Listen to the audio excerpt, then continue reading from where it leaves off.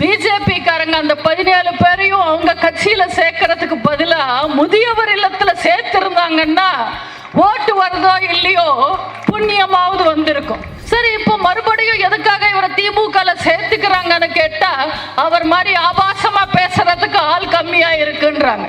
திமுக ஒரு பாசாட்சி, ஒரு மாசாட்சின்னு பேசுறாரு.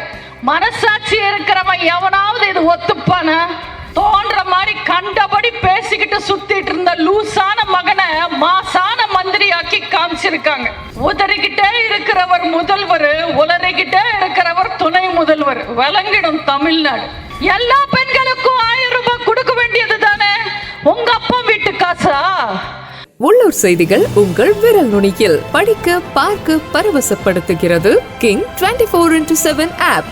Download King 24x7. சமீபத்தில் கூட பாத்தீங்கன்னா பிஜேபி ஒரே விளம்பரம் கொடுத்தாங்க. 17 அதிமுக முன்னாள் அதிமுக காரங்க எங்க கிட்ட வந்து இணைஞ்சிட்டாங்கன்னு ஒரே விளம்பரம். பிஜேபி காரங்க அந்த 17 பேரையும் அவங்க கட்சியில சேர்க்கறதுக்கு பதிலா முதியவர் இல்லத்துல சேர்த்திருந்தாங்கன்னா ஓட்டு வருதோ இல்லையோ புண்ணியமாவது வந்திருக்கும். இப்ப எல்லாம் பிஜேபிக்கு பயந்து அவங்க வீட்டுல பெரியவங்களை பென்சில் வாங்குறதுக்கு கூட வெளியில அனுப்புறது இல்ல. ஏதாவது பேசி பார்ட்டியில சேர்த்துக்கிட்டு உறுப்பினர் அட்டை கொடுத்துடுவாங்களோன்னு பயந்து. இந்த நிலைமையில காமெடி நடக்குது பிஜேபியில. திமுக இன்னொரு பக்கம் காமெடி நடக்குது. திமுக பாத்தீங்கன்னா அவங்களே மாசம் மாசம் ஒரு 10 பேரை கட்சி விட்டு நீக்கிடுறாங்க. அடுத்த மாசமே அவங்களெல்லாம் கட்சியில சேர்த்துக்கிட்டு ஒரு பிரஸ் மீட், அதுக்கு ஒரு விழா நடத்தி ஒரு விளம்பரம். சமீபத்தில் நியூஸ்ல பாத்தீங்கன்னா ஒரே பிளாஷா ஓடிச்சு. யாரோ சிவாஜி கிருஷ்ணமூர்த்தி என்றவர் மறுபடியும் திமுக சேர்ந்தாருன்னு. யார்ப்பா இந்த சிவாஜி கிருஷ்ணமூர்த்தின்னு கேட்டா அவர் ஒரு பேச்சாளர்னாங்க. எதுக்காக திமுக இருந்து நீக்குனாங்கன்னு கேட்டா அவர் ஆபாசமா பேசிட்டாருன்னாங்க. சரி, இப்போ மறுபடியும் எதுக்காக இவரை திமுக சேர்த்துக்கிறாங்கன்னு கேட்டா அவர் மாதிரி ஆபாசமா பேசுறதுக்கு ஆள் கம்மியா இருக்குன்றாங்க. இந்த நிலைமையில போயிட்டு இருக்கு திமுக. இவங்கெல்லாம் எங்கேருந்து தனியா நிக்கிறது? திமுகக்கு ஆட்சி நடத்தவே தெரியாது. ஆட்சி நடத்துற மாதிரி ஒரு காட்சியை வேணும்னா நடத்துவாங்க. மக்களை திசை திருப்புறதுக்காக, ஊடகங்களுக்கு தீனி போடணுன்றதுக்காக. அதுக்காக சமீபத்தில் பார்த்தீங்கன்னா ஒரே மாநாடா நடத்தினாங்க. உலக முதலீட்டாளர்கள் மாநாடு என்ன, இளைஞர்கள் மாநாடு என்ன, ஒரே மாநாடு தான், ஒரே விளம்பரம் தான். சென்னையில உலக முதலீட்டாளர்கள் மாநாடுன்னு ஒரு மாநாடு நடந்தது. அங்க எல்லா பணக்காரங்களும் வந்திருந்தாங்க. ஆனா என்ன, அங்க வந்த பணக்காரங்க எல்லாரை விட பணக்காரர் அந்த மாநாட்டை நடத்தினவர், அதாவது ஸ்டாலின். என்ன ஒரு வித்தியாசம், அங்க வந்து அவங்க எல்லாரும் உழைச்சு சம்பாதிச்சவங்க. ஆனா ஸ்டாலினும் அவரோட குடும்பமும் மக்கள் கிட்ட சுரண்டிய சம்பாதிச்சவங்க. உலக முதலீட்டாளர்கள் மாநாடுன்னு ஒரு மாநாட்டை நடத்தினா அவங்க யாரை கூட்டிட்டு வந்திருக்கணும்? அம்பானிய கூட்டிட்டு வந்திருக்கணும். ஆனா இவங்க ஆண்ட்ரியாவை கூட்டிட்டு வந்தாங்க. அந்த மாநாட்டில் ஹைலைட்டா இருந்தது ஊ சொல்றியா மாமா, ஊ சொல்றியா மாமான்னு ஒரு பாட்டும் டான்ஸும். என்ன இதெல்லாம் எங்க போய் சொல்ல? அந்த மாநாட்டில் ஸ்டாலின் வேற பஞ்ச் டயலாக் பேசுறாரு. திமுக ஒரு பாசாட்சி, ஒரு மாசாட்சின்னு பேசுறாரு. மனசாட்சி இருக்கிறவன் எவனாவது இது ஒத்துப்பான? இதுவா பாசாட்சி? போட்ட திட்டம் எல்லாம் ஃபெயிலு, அமைச்சர் எல்லாம் ஜெயிலு, கிடைக்குமான்னு அலையிறாங்க பெயிலு. இதுவா பாசாட்சி? திமுக ஆட்சி எதுல எல்லாம் பாஸ், எதுல எல்லாம் ஃபெயிலுன்னு நான் சொல்றேன். கரெக்டா இருக்கான்னு பாருங்க. உறுப்பினர் சேர்க்க ஃபெயிலு, மூலப்பத்திரம் ஃபெயிலு, பெண்களுக்கு உரிமை தொகை ஃபெயிலு, நிதி நிவாரணம், வெள்ள நிவாரணம் ஃபெயிலு, பேனாசில ஃபெயிலு, சட்டம் ஒழுங்கு ஃபெயிலு, பெண்கள் பாதுகாப்பு ஃபெயிலு, உட்கட்சி பூசல் ஃபெயிலு, உள்ளாட்சி நிர்வாகம் ஃபெயிலு, நிதி நிர்வாகம் ஃபெயிலு. இப்படி ஃபெயிலு ஃபெயிலு ஃபெயிலு ஃபெயிலு. 100 விஷயத்துக்கு 150 விஷயத்திலையும் ஃபெயில் ஆகிற ஒரே கட்சி இந்த ஆள தெரியாத திமுக ஆட்சி.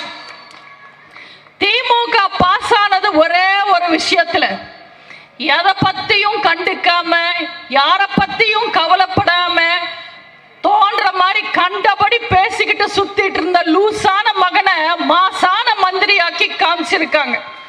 நம்ம தலையெழுத்து நாளைக்கு அவரை துணை முதல்வராக்க போறாங்களா. உதறிக்கிட்டே இருக்கிறவர் முதல்வர், உளறிக்கிட்டே இருக்கிறவர் துணை முதல்வர். விளங்கிடும் தமிழ்நாடு. என்ன நிலைமைடா இது? இந்த உதயநிதி எல்லாம் கேமரா கிடைச்சா போதுங்க, வீரம் மாதிரியே பேசுவார். மக்களை ஏமாத்துறதுக்கு என்ன வேணும்னாலும் பேசுவார். கேமரா முன்னாடி மட்டும்தான் அவருக்கு வீரம் வரும். நான் பார்த்தேன், உதயநிதி கேமரா முன்னாடி ஒரு நாள் வீரமா பேசிட்டு இருந்தாரு. நாங்க தமிழ்நாட்டு மக்களுக்கு நல்லது பண்ணணும்னு நினைக்கிறோம், மத்திய அரசாங்கத்தை காசு கேட்கிறோம். நாங்க காசு கேட்டா கொடுக்க மாட்டேன்னு சொல்றீங்க, கொடுக்க வேண்டியது தானே, உங்க அப்பா வீட்டு காசான்னு மத்திய அரசாங்கத்தை பார்த்து உதயநிதி கேட்டார். அந்த உதயநிதியை நான் கேட்க விரும்புறேன். மக்கள் ₹1 வரி பணமா கட்டினா அதுல 50 பைசா மத்திய அரசாங்கத்துக்கு போகுது, 50 பைசா மாநில அரசாங்கத்துக்கு வருது. அப்ப நாங்க கட்டுற வரி பணம் வச்சுக்கிட்டு எங்களுக்கு நல்லது பண்ணலாம் இல்ல? தமிழ்நாட்டு மக்களுக்கு திட்டங்கள் கொண்டு வரலாம் இல்ல? செய்ய மாட்டேன்றீங்க. தமிழ்நாட்டு மக்களுக்கு நல்லது செய்ய வேண்டியது தானே. உங்க அப்பா வீட்டு காசா? சென்னையில வெள்ளம் வந்தப்போ மக்கள் ரொம்ப அவஸ்தைப்பட்டாங்க, கடுமையான கஷ்டத்துல இருந்தாங்க, மக்கள் ரொம்ப கோபத்துல இருந்தாங்க. வழக்கமா திமுக காரங்க நாங்க எல்லா ரேஷன் அட்டைக்கும் ₹6000 தரோம்னு சொல்லிட்டாங்க. நம்பி மக்கள் போய் ரேஷன் கடையில நின்னா சக்கரை காட்டுக்கு கிடையாது, வருமான வரி கட்டினா கிடையாதுன்னு பாதி பேரை ஏமாத்தி அமிச்சிட்டாங்க. ஏன்? மொத்த மக்களுக்கும் நிவாரணம் கொடுக்க வேண்டியது தானே. உங்க அப்பா வீட்டு காசா? தேர்தல் சமயத்துல எல்லா பெண்களுக்கும் ₹1000 தரேன்னு சொல்லிட்டு தேர்தல் முடிஞ்ச உடனே தகுதியானவங்களுக்கு மட்டும் ₹1000 தரோன்னு சொல்றீங்க. அடுத்தவன் பொண்டாட்டிக்கு தகுதி இருக்கா இல்லையான்னு சொல்றதுக்கு ஸ்டாலின் யாரு? எல்லா பெண்களுக்கும் ₹1000 கொடுக்க வேண்டியது தானே. உங்க அப்பா வீட்டு காசா? வெள்ளத்துல சேதம் அடைஞ்ச ஸ்கூல் மொத்தத்துக்கும் சேர்த்து வெறும் 2 கோடி ஒதுக்கிட்டு ஃபார்முலா ரேஸுக்கு மட்டும் 40 கோடி ஒதுக்குறீங்க. உங்க அப்பா வீட்டு காசா?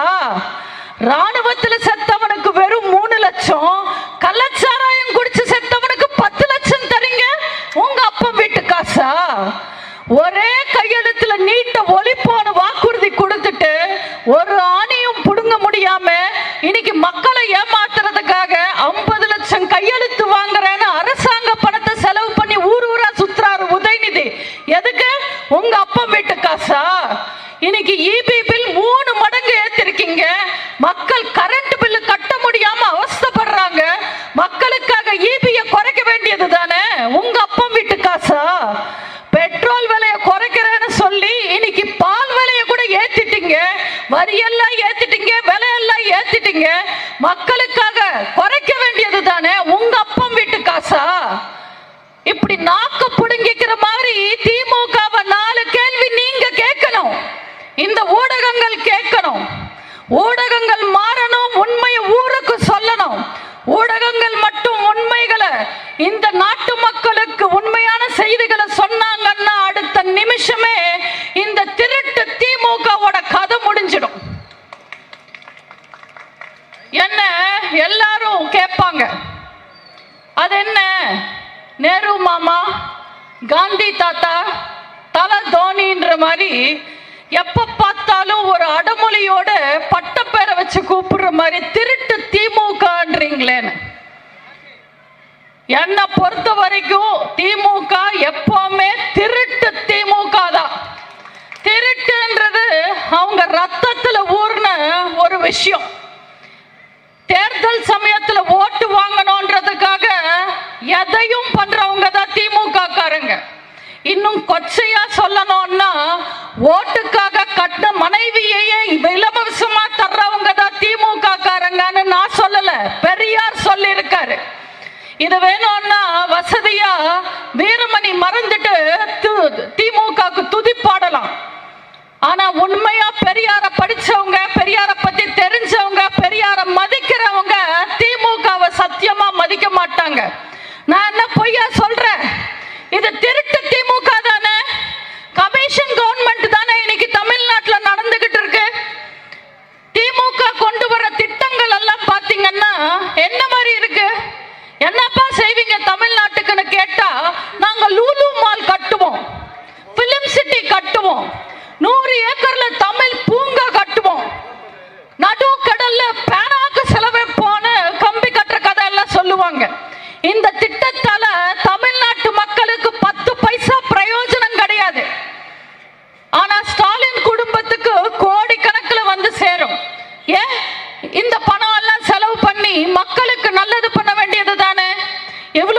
செலவு பண்ணா எத்தனை தடுப்பணைகள் கட்டலாம்?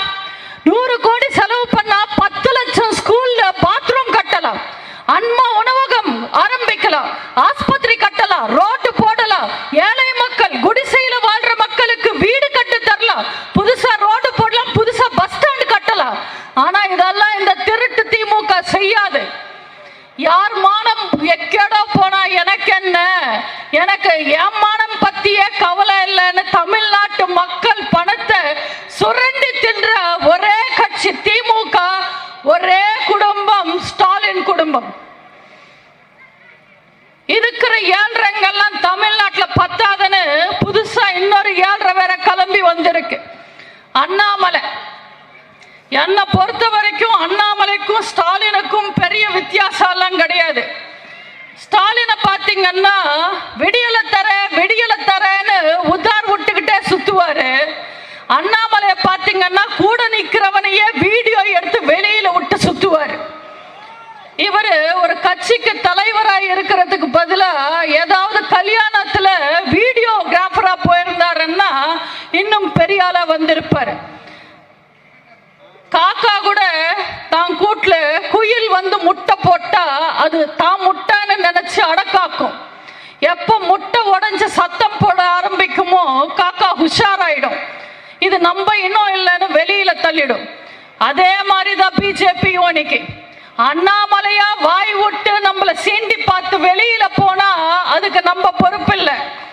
போக போக பிஜேபி தெரிஞ்சுப்பாங்க நம்ம கூட இருக்கிற வரைக்கும் தான் அவங்களுக்கு மரியாதைன்னு. 52 வருஷம் ஆலமரமான அதிமுகவை நேத்து முளைச்ச புல்லெல்லாம் அசைச்சு பார்க்கணும்னு நினைக்கிறது முட்டாள்தனம். இதுல இந்த அண்ணாமலை எங்களுக்கு கிளாஸ் எடுக்கிறாரு. எதிர்கட்சியா எப்படி செயல்படணும், தேர்தலை எப்படி சந்திக்கணும், கட்சி எப்படி நடத்தணும்னு. தம்பி, நீங்க கிளாஸ் எடுக்கிறீங்க, நீங்க கிளாஸ் எடுக்கிற ஸ்கூல்ல நாங்க ஹெட் மாஸ்டர். நீங்க எங்க கிட்ட எல்லாம் பேசக்கூடாது. இதுல அண்ணாமலை சொல்றாரு அதிமுக 4.5 வருஷம் ஆட்சிக்கு நாங்க சப்போர்ட் பண்ணோன்னு. அண்ணாமலை சப்போர்ட் பண்ணது எங்க ஆட்சிக்கு இல்ல, ஓபிஎஸ்க்கு. எங்க அண்ணனுங்கெல்லாம் சேர்ந்து எங்க தலைவர்கள் எல்லாம் எங்க அம்மாவோட ஆட்சியை காப்பாத்திட்டாங்க. உங்களாலதான் ஓபிஎஸ் காப்பாத்த முடியல. அவர் தெருவுல நிக்கிறாரு, கூப்பிட்டு கூட்டணியில வச்சுக்கோங்க, வாரி கொடுத்துடுவாரு எம்பிக்களை. இன்னைக்கு ஓபிஎஸ் இருக்கிற நிலைமையில பிஜேபி ஆபீஸ்ல தோட்ட வேலைக்கு கூப்பிட்டா கூட ஓடி போற நிலைமையில இருக்காரு. அவங்களெல்லாம் நம்பி நீங்க எங்க கிட்ட பேசுறீங்களா? நீங்க கண்டபடி கேள்வி கேட்டாலும் காரி துப்புனாலும் உங்க பின்னாடியே வர ஆதரவு பிரஸ் நினைச்சீங்களா? எங்களை போனா போட்டோம், விட்டா வீணா போயிடுவீங்களேன்னு சுமந்து போனா எங்களையே போட்டு பாக்குறீங்களா? யார்கிட்ட வந்து பேசுறாரு அண்ணாமலை? சும்மா பேச வேண்டியது தானே, மக்களை ஏமாத்த வேண்டியது தானேன்னு வாய்க்கிலேயே பேசுறாரு. அண்ணாமலை சொல்றாரு தமிழ்நாட்டுல பிஜேபி ஆட்சிக்கு வந்துட்டா ஒரு வீட்டுக்கு ஒரு அரசு வேலை தருவார. யார்கிட்ட தம்பி வந்து வாய் சுடுறீங்க, வாயில வட சுடுறீங்க? வட மாநிலத்துல பாத்தீங்கன்னா 10-15 ஸ்டேட்ல நீங்க தானே ஆட்சி செய்றீங்க. பிஜேபி 10 ஸ்டேட்ல வடக்குல ஆட்சி செய்யறாங்க. அங்க அரசு வேலை கொடுத்து கிழிக்க வேண்டியது தானே. அதுக்கப்புறம் எதுக்காக தமிழ்நாட்டுல பார்லர்ல இருந்து பானிபூரி விக்கிரமம் வரைக்கும் வேலை தேடி வடக்குல இருந்து வராங்க? பொழப்ப தேடி ஏன் வடக்குல இருந்து சென்னைக்கு வராங்க, தமிழ்நாட்டுக்கு வராங்க? யார்கிட்ட பேசுறீங்க? அண்ணாமலை வேணும்னா ஹிந்துத்துவாவை பேசி திமுகவை எதிர்க்கலாம். எங்க கிட்ட அதெல்லாம் ஆகாது. திமுக வேணும்னா ஹிந்து எதிர்ப்பு கட்சி, நாங்க அப்படி கிடையாது. எங்களுக்கு அம்மனும் அல்லாவும் மாரியும் மேரியும் வேற வேற கிடையாது, எல்லாமே ஒண்ணுதான். ஏன்னா இது புரட்சி தலைவர் கட்சி. ஒன்றே குலம் என்று பாடுவோம், ஒருவனே தேவன் என்று போற்றுவோம். அன்னை இதயமாக அன்பே வடிவமாக வழிகாட்ட வேண்டும் என்று வேண்டுவோன்னு பாடின புரட்சி தலைவர் கட்சி. ஹஜ் யாத்திரையோ, வேளாங்கண்ணி யாத்திரையோ, பழனி யாத்திரையோ, எல்லா மத யாத்திரைக்கும் நிதி உதவி செஞ்சு எல்லா மதத்தையும் சமமா பார்த்த புரட்சி தலைவி கட்சி. எங்க அம்மாவோட வேதமே மக்களால் நான், மக்களுக்காகவே நான் தான். தமிழ்நாட்டு மக்கள் மனசுல புரட்சி தலைவரும் புரட்சி தலைவி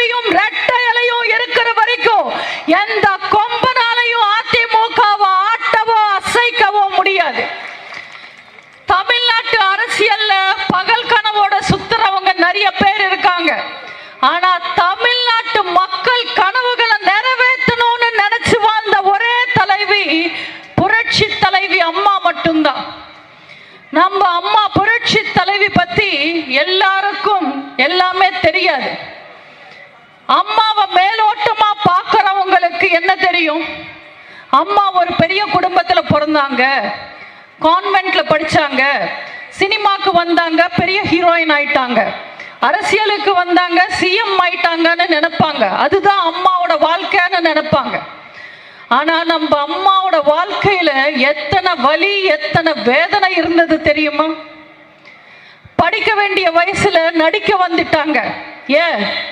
குடும்பத்துக்காக. குடும்பத்தை கவனிக்க வேண்டிய வயசுல புரட்சி தலைவர் ஆசையோட கட்சியில சேர்ந்து கட்சியை கவனிச்சுக்கிட்டாங்க. ஏன்? புரட்சி தலைவருக்காக. மலை போல நம்பியிருந்த புரட்சி தலைவர் இறந்து உயிரில்லாம சில போல படுத்துக்கிட்டு இருக்கும் போது மொத்த கூட்டமும் அம்மாவை அவமானப்படுத்தினாங்க. ஆனாலும் அம்மா அரசியலை விட்டு போகல. ஏன்? புரட்சி தலைவருக்கு கொடுத்த வார்த்தைக்காக, வைராக்கியத்துக்காக.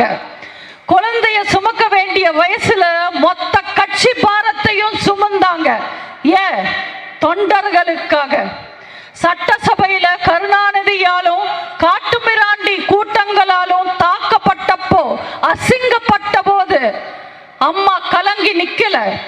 அந்த பாஞ்சாலி கூட கிருஷ்ணரை துணைக்கு கூப்பிட்டாங்க. ஆனா அம்மா யாரையும் கூப்பிடல. சிங்கம் மாதிரி தனியா நின்று சபதம் போட்டு முதல்வரா வந்தாங்க. ஏன்? பெண்கள் ஜெயிக்கணும்ன்றதுக்காக. எத்தனை இடைஞ்சல் இருந்தாலும் மறுபடியும் ஆட்சியை பிடிச்சி முதல்வரா வந்து மக்கள் ஆட்சி தந்தாங்க. திரும்ப திமுகவை தோக்கடிச்சாங்க. ஏன்? தமிழ்நாட்டு மக்கள் நல்லா இருக்கணும்ன்றதுக்காக. அப்படி மக்களுக்காக உழைச்சு இந்த மக்களை விட்டு சென்ற நம்ம தாய்க்கு, நம் தலைவிக்கு, நம்ம தெய்வத்துக்கு, நம்ம புரட்சி தலைவிக்கு இறுதி மரியாதை நடக்கும் போது இந்த உலகமே அழுதது. எதிரி கூட கண் கலங்கி கண்ணீரஞ்சல் போஸ்டர் ஒட்டினாங்க. எதுக்காக? அம்மா ஒவ்வொரு நாளும் அவங்க வாழ்க்கையில நேர்மையா போராடினாங்க. புதைக்க முளைச்சாங்க, வெட்ட வளர்ந்தாங்க. ராணி மாதிரி வாழ்ந்தவங்க ரணவேதனையில ஆஸ்பத்திரியில படுக்கும் போது கூட அவங்களோட வியாதி பத்தி யோசிக்கல, விவசாயிகளை பத்தி யோசிச்சாங்க. ஹாஸ்பிட்டல்லையே காவேரி பிரச்சனைக்கு கூட்டம் போட்டவங்க அம்மா. அப்படி மக்களால் நான், மக்களுக்காகவே நான் வாழ்ந்து வரலாறானவங்க அம்மா. அம்மாவோட ஆசை எல்லாம் ஒண்ணுதான். தனக்கு அப்புறம் எத்தனை நூற்றாண்டுகள் ஆனாலும் அனைத்திந்திய அண்ணா திராவிட முன்னேற்ற கழகம் மக்களுக்காகவே இயங்கும், மக்கள் நல்லதுக்காகவே நிலைச்சு நிக்கும்னு அம்மா சபதம் போட்டிருக்காங்க. நம்ம தமிழகத்தை வாழ வச்ச தெய்வங்களான புரட்சி தலைவர், புரட்சி தலைவியோட இயக்கமான இந்த அதிமுக என்ற ஆலமரத்தை நம்ம வாட விடலாமா? இது ஒரு கட்சி கிடையாது, இது ஒரு குடும்பம். இது திமுக மாதிரி கம்பெனி கிடையாது, கழகம். அண்ணாவோட கடமை, கண்ணியம், கட்டுப்பாட்டு நிறைஞ்ச ஒரே கட்சி இங்க அதிமுக மட்டும்தான். அதிமுகல நீங்க நினைச்சா, நீங்க உழைச்சா, நீங்க ஜெயிச்சா நாளைக்கு நீங்களும் தலைவராகலாம், நீங்களும் முதல்வராகலாம். ஒரு சாதாரண தொண்டன் ஒரு கட்சியில தலைவரா வர முடிஞ்சதுன்னா அது வெறும் அனைத்திந்திய அண்ணா திராவிட முன்னேற்ற கழகத்துல மட்டும்தான் சாத்தியம். அம்மாக்கு அப்புறம் ஒரு நல்லாட்சி கொடுத்து இன்னைக்கு கட்சியை கட்டி காப்பாத்துறவர் அண்ணன் எடப்பாடியார். நீங்க பாத்தீங்கன்னா அம்மா இறந்து அண்ணன் எடப்பாடியார் முதல்வரானப்போ கருணாநிதியில இருந்து கைரேக பாக்குறவன் வரைக்கும் எல்லாரும் அடிச்சு சொன்னாங்க 10 நாள்ல அதிமுக கவர்ந்துடும். ஆனா என்னாச்சு? 4.5 வருஷம் நங்கூரம் போட்ட மாதிரி நல்லாட்சி கொடுத்தவர் அண்ணன் எடப்பாடியார். அம்மா வழியில வாழ்றவர். நம்ம அண்ணனை நினைச்சு பாருங்க. அவர் முதல்வரா இருக்கும் போது அவர் நினைச்சா அவர் குடும்பத்திலிருந்து எல்லாரையும் கட்சிக்கு கொண்டு வந்திருக்கலாம், பதவி போட்டு கொடுத்திருக்கலாம். ஆனா அண்ணன் மக்களை பத்தி யோசிச்சாரே தவிர மனைவி பத்தி, மகனை பத்தி யோசிக்கல. ஆனா ஸ்டாலின் நிலைமை என்ன? இன்னைக்கு ஆட்சி எப்படி நடத்தணும்ன்றது தெரியாம தவிச்சு நிக்கிறாரு. 3 வருஷத்திலேயே மூச்சு வாங்குது. என் அமைச்சருங்களால என்னால நிம்மதியா தூங்க முடியலன்னு ஊர்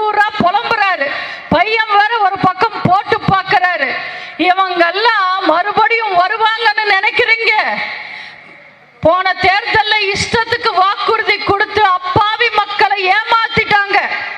கலர் கலரான விளம்பரங்கள், பொய்யான வாக்குறுதிகள் கொடுத்து இன்னைக்கு தமிழ்நாட்டு மக்கள் காத்துக்கிட்டு இருக்காங்க. அவங்களை ஏமாத்தின திமுகவை மக்கள் ஏமாத்த காத்துக்கிட்டு இருக்காங்க.